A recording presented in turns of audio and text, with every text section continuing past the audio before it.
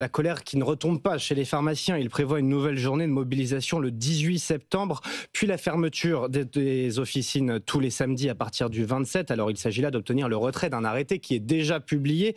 Il plafonne les remises commerciales sur les génériques et les pharmaciens croient à ce retrait, Hélène Cornet.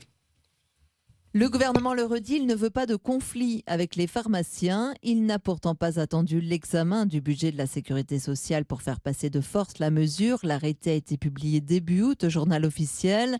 Il acte la baisse du plafond des remises sur les génériques entre les laboratoires et les pharmaciens.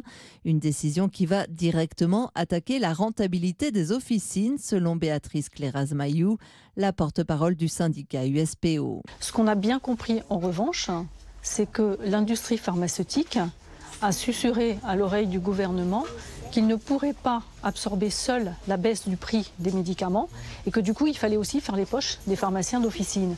Donc l'État s'immisce dans une relation privée finalement qui est une relation commerciale entre l'industrie pharmaceutique et les pharmaciens pour qu'on absorbe une partie des baisses des prix des médicaments. Donc vous voyez bien en plus la double peine pour nous. Ces remises peuvent représenter jusqu'à un tiers de leur marge. Les pharmaciens n'hésitent pas à parler de trahison alors qu'ils ont répondu présents durant toute la période Covid.